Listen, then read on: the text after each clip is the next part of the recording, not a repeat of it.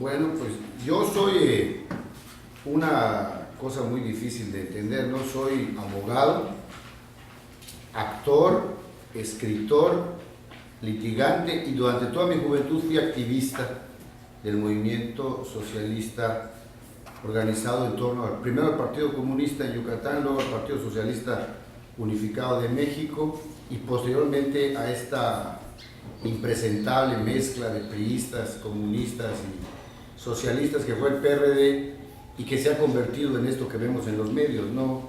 La morena, no la morena, la blanca, la pelirroja, todo ese relajo, ¿no? Entonces, bueno, yo en mi juventud participé en lo que quedó de la lucha sindical posterior a la década de los 70s, organizada por Efraín Calderón Lara, en torno al Frente Estudiantil Independiente, que era obviamente una manera de acción del Partido Comunista en la Universidad Autónoma de Yucatán, que en aquella época no llevaba el nombre de autónoma, no tiene caso, porque no siempre no es autónoma, pero dicen que es autónoma, ¿no? Entonces, yo recuerdo perfectamente bien, y forma parte de mi experiencia vital, la lucha, por ejemplo, del Sindicato de Trabajadores Manuales y Administrativos de la Universidad. Yo participé en esa lucha siendo estudiante. En esa época los estudiantes participábamos del lado de los trabajadores para la construcción del Autamuadi, así se llamaba, Asociación de Trabajadores Manuales y Administrativos de la Universidad.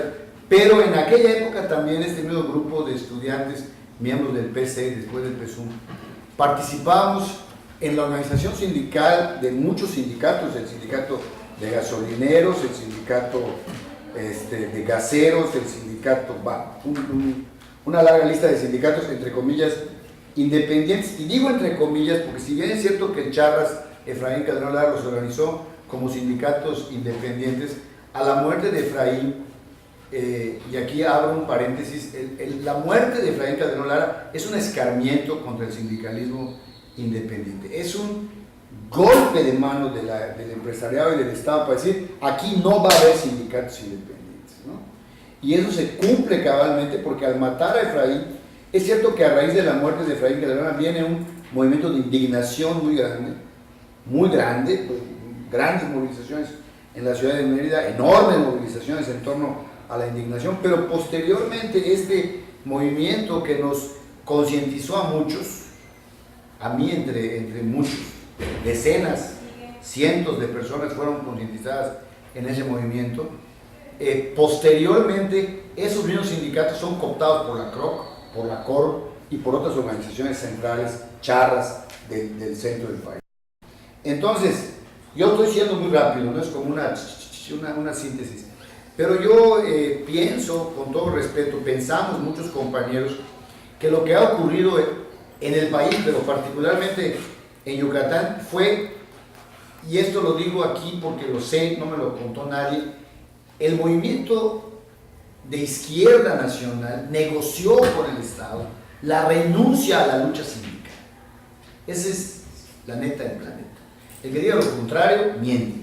O sea, cuando se legaliza el Partido Comunista en la década de los 80, pero particularmente cuando se funda el Partido Socialista Unificado de México y cuando la izquierda tiene su primera coalición de diputados en la Cámara, equivocadamente desde mi punto de vista los dirigentes negocian la vía electoral por la renuncia a la lucha en los sindicatos y la izquierda se retira, la izquierda electoral se retira de la lucha sindical, aunque digan lo contrario y aunque escriban discursos, pero en la práctica nosotros recibimos la instrucción de dejar de trabajar en los sindicatos. Yo como activista, como militante del partido, recibimos la instrucción de concentrarnos en la lucha electoral y dejar de trabajar en los sindicatos. Desde mi punto de vista eso fue un enorme error táctico y estratégico de la izquierda mexicana. La única izquierda que renunció a trabajar en los sindicatos, porque el Partido del Trabajo en Brasil, los movimientos socialistas en Argentina, en Chile, en España, en todos lados, siguieron trabajando en los sindicatos. Y aquí se menospreció. Con definiciones muy lamentables, se retiraron de la lucha sindical. Y eso ha traído como consecuencia en el país y en particular en Yucatán de la carencia absoluta de una dirigencia sindical que esté realmente orientada al fortalecimiento de la lucha sindical y de la conciencia de clase de los trabajadores. Que por cierto, hoy es una grandísima, se oye mal decir la conciencia de clase de los trabajadores. Es así como, ay, me da alergia, no, ¿cómo es posible que la conciencia de clase? Precisamente el desclasamiento de los trabajadores, la idea de que no hay clases en la sociedad, el retiro de las universidades y de las escuelas de la idea de la lucha de clases y la compra de nuevas sociologías importadas de Estados Unidos, de Chile o de cualquier otro país con ideología neoliberal, hizo que precisamente los estudiantes también enfrentaran, desde mi punto de vista, un proceso de desclasamiento. O sea, yo me veía cuando estudiaba como el hijo de un empleado, de un trabajador. Y yo militaba en el Partido Comunista, estoy hablando de una microbiografía, pero así era, como el hijo de un trabajador que luchaba por el socialismo. Esa era mi manera de ver las cosas. Y si puede ser romántico, se puede tomar, pero era una manera ideológica de ver el mundo. El mundo que en aquella época estaba dividido en dos polos, el polo capitalista y el polo socialista. Y que algunos dicen que qué bueno que desapareció esa bipolaridad, pero desde mi punto de vista, qué malo que desapareció esa bipolaridad. Bueno, hoy vemos que como que Rusia vuelve otra vez, ya no ideológicamente, pero sí materialmente, de decir, no, aquí no avanza, yo me quedo con Crimea, porque históricamente ha sido rusa, y ustedes se podrán quedar con Kiev, pero Crimea es rusa. Y entonces otra vez vemos como que la Guerra Fría resucita, ¿no? Pero yo insisto, hubo un proceso de desclasamiento, tanto de los trabajadores en los sindicatos, como de los estudiantes en las universidades. Y entonces, pues qué solidario, es pinche gente sudada, pobre, jodida, que está luchando por un pinche salario de basura, que se joda, ¿no? Entonces, este egoísmo neoliberal e individualista de que cada quien se rasque con sus propias uñas ha conducido a esta impiedad por el movimiento, en este caso emblemático, típico, demostrativo de la política neoliberal, que es la huelga de la CIDRP. Yo me afilio a lo que dijo ella de la memoria, a lo que dijo él del mercado nicho, todo eso es verdad, pero si no construimos una memoria colectiva fundada en un imaginario solidario, de conciencia de clase, que nos lleve a la recuperación de nuestro papel como actores, porque todos somos actores sociales, no porque esté aquí un poquito más alto esto, solamente nosotros que hablamos somos tlatuanis, no, todos somos actores sociales, ustedes, aquel que está ahí atrás, que tiene un poco de sueño porque tiene hambre, el que está aquí adelante, que está tomando fotos, todos somos actores sociales. Entonces, lo que hay que reconstruir es nuestra memoria para que al reconstruirla en el momento actual tengamos la capacidad de ver la realidad de lo que está ocurriendo en nuestro alrededor. Pero a mí me parece, y con toda sinceridad lo digo, que esta memoria tiene que partir de una crítica despiadada de lo que ha ocurrido con los sindicatos charros, con los dirigentes electorales desde mi punto de vista hoy de la mal llamada izquierda mexicana, porque no tiene, ni parece, ni plantea muchas cosas que no son de izquierda, se dicen desde allá, donde está la supuesta izquierda, ¿no? Y vemos cómo dirigentes maximalistas que tienen proyectos personales que dicen que lo que México necesita es un hombre fuerte, ¿no? Imagínense, eso es del principio del siglo XX, un hombre fuerte, cuando lo que este país necesita son leyes, instituciones, leyes justas que se apliquen a todos, que todos las tengan que cumplir, y la construcción de un Estado que realmente gobierne en beneficio de todos y de todas. Ese es mi punto de vista. Y entonces no hay hoy, años y años después de una lucha abandonada, una alternativa sindical democrática. Porque hasta los sindicatos que se reclaman como sindicatos democráticos son sindicatos profundamente antidemocráticos. Entonces, todas estas reformas han sido posibles, las reformas laborales, porque se cree que el Estado graciosamente va a dar derechos. El Estado nunca le ha dado a los trabajadores, ni a los campesinos, ni a las clases oprimidas derechos graciosamente. Los derechos que se lograron se ganaron, y se ganaron con luchas históricas. Y aunque esté escrito en la Constitución el derecho al trabajo y al salario digno, remunerador, no va a existir si no existe en el país una lucha sindical y social que obligue al Estado a que se respeten esas determinaciones. Esa es mi convicción. En ese sentido, yo soy muy crítico.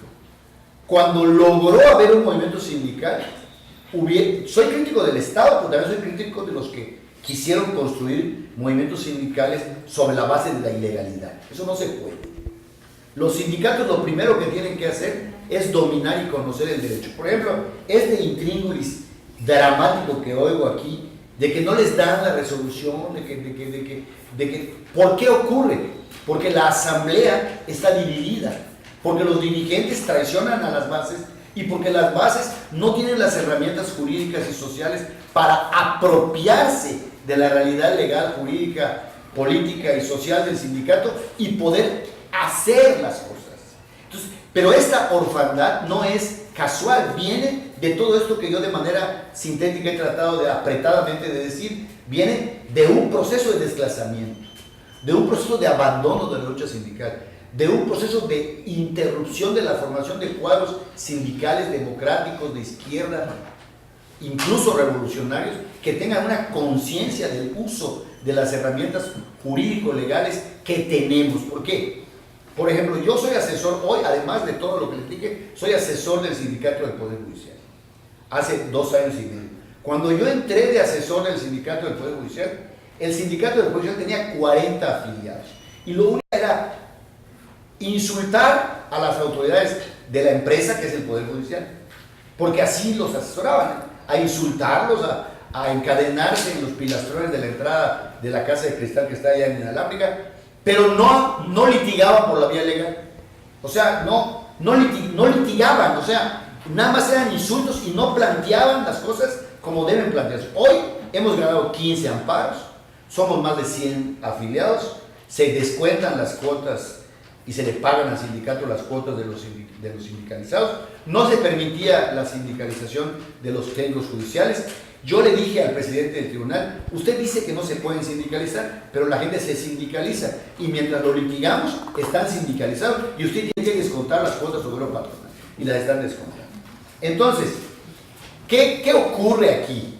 Que nosotros, o sea, yo como asesor sindical, como exactivista, como activista sindical, como abogado, como escritor, como actor, como doctorando en sociología de la cultura, como todo, tengo la obligación de bajar la información legal, jurídica, a la base trabajadora y que se entere el trabajador que cuando alguien le diga lárgate, él no se puede ir, ni se va a ir. Él en ese momento tiene un formato de memorándum que va a presentar a su superior y que si no se lo recibe, se lo va a mandar por correo certificado y le va a decir, el día de hoy me diste que me vaya. Y va a empezar a documentar la tentativa de despido. Para terminar, porque creo que ya me pasé del tiempo, quiero decir que se necesita apropiarnos de las vías de lucha. La calle, la ley, el procedimiento y la construcción de una conciencia de clase para recuperar la lucha. Porque el Estado no nos va a dar la conciencia de clase, ni nos va a regalar absolutamente nada. Ninguna autoridad, ningún patrón nos va a regalar absolutamente nada. Esa es mi convicción. Yo a lo mejor estoy equivocado, pues es una opinión muy personal. Yo la he vivido, 55 años, tengo 35 años de litigante. He ganado cosas que antes se pensaba que no se podían ganar.